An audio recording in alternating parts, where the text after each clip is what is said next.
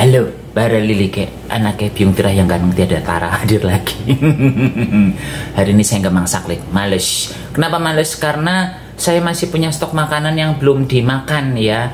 Zaman sekarang itu kalau orang-orang suruh makan, aku wegah mangan, aku diet, aku preketek lah, ngono setera. Tapi giliran ke mall semua jajanan mau dibeli. Karena itu saya males bikin masakan hari ini ya. Dan untuk hari ini saya hanya akan bikin apa sih istilahnya, bahan pengganti micin. Apa itu sapi bahan pengganti micin? Ya udah disimak baik videonya ya. Cus. Seperti Lilike ketahui bahwa si sapi itu manusia yang jarang banget menggunakan micin-micinan, Kenapa kok jarang menggunakan micin-micinan? Karena ajarannya Biung Tirah dari saya zaman kecil memang jarang menggunakan micin ya. Dan akhir-akhir ini di beranda HP si sapi di Instagram, di TikTok, di Facebook sering muncul video ini loh, apa namanya, bahan pengganti micin ini enak banget kalau menggunakan ini. Terus selanjutnya ini akan saya ublek-ublek dulu ya. Udah akan saya keringkan dulu. Kenapa ini harus saya keringkan dulu, Karena kalau nggak dikeringkan nanti pas dicampur dengan minyak nanti malah jeblok-jeblok ya minyaknya. Jadinya ini akan saya keringkan dulu. Nanti Lilike di rumah silahkan gunakan tisu atau ditiriskan sekitar setengah jaman biar betul-betul kering. Kalau si sapi akan menggunakan alat model begini, ini alat murah meriah puluhan ribu tapi sangat efektif untuk menghilangkan air.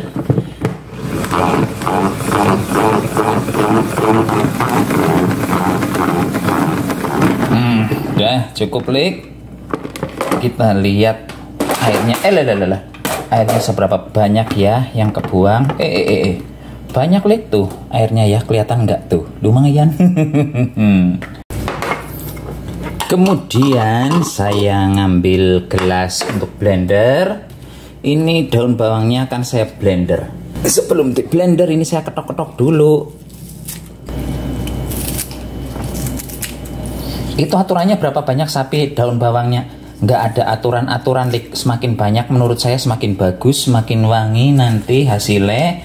Dan selain wangi ini juga akan menimbulkan rasa gurih ya. Seperti yang saya sering bilang di video-video sebelumnya, kalau masak menggunakan daun bawang itu aromanya wangi tur gurih. Nah ini dirajang dulu. Jus. Ini antara yang putih dengan yang hijau dicampur saja, Selanjutnya saya menambahkan minyak goreng. Ini nggak usah terlalu banyak dulu minyak gorengnya, cukup asal bisa untuk memblender ini ya. Langsung kita blender, cus.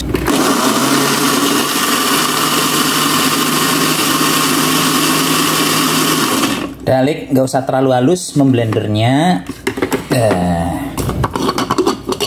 Tuh ya, hasilnya begini. Terus selanjutnya kita siapkan wajan, Ini langsung kita suntek saja. Oh ya, tadi ini minyaknya baru sedikit ya.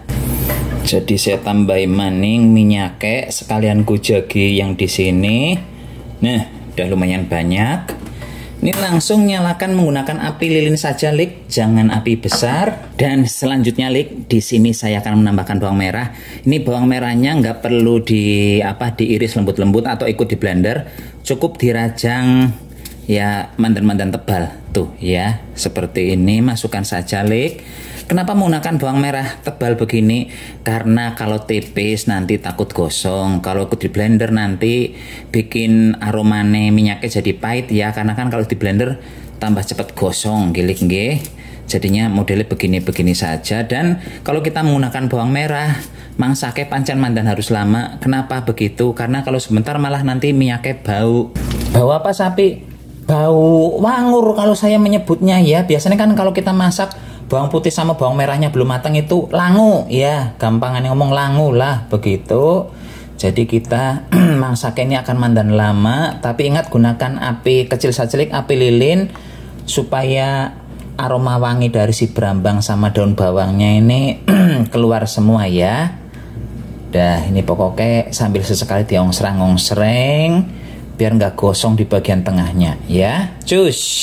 Ini minyaknya sudah mulai kelihatan umet tuh ya, ya. tapi terus saja kita masak. Ini ciri-ciri ini nanti sudah perlu kita matikan si kompornya adalah ketika bawang merahnya sudah berubah warna ya.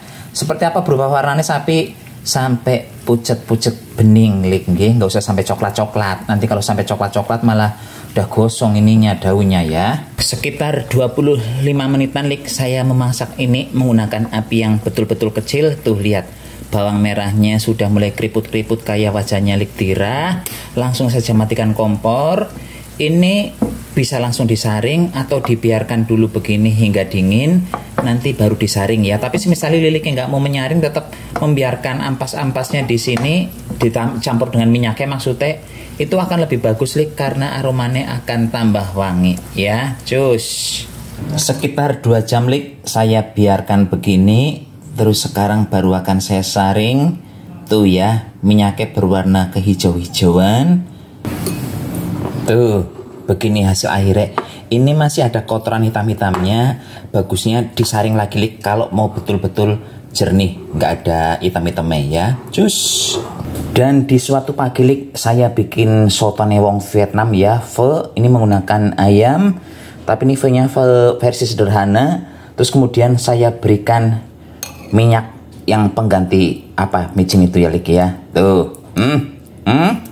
Sebenarnya lik ini antara bikin minyak pengganti micin sama masak pho-nya ini, soto Vietnamnya itu beda jauh banget.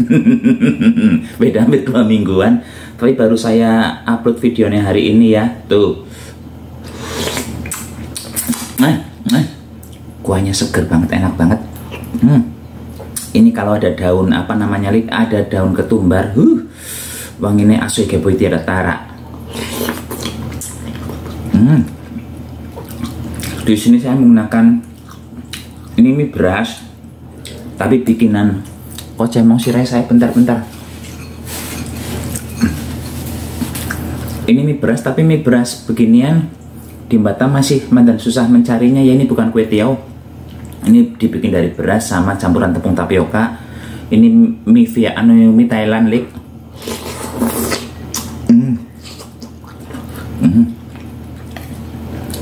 Kalau Lilike mau bikin beginian silahkan gunakan kue tiaw saja yang gak majalah.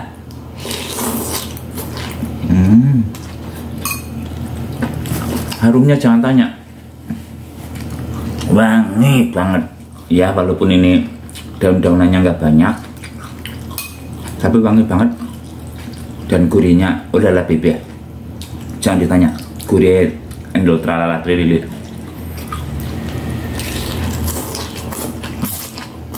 Pun anak kayak bilang teranyum pamit ini, sampai jumpa di video berikutnya. Tetap jaga kesehatan, salam goblok-goblok. Cus.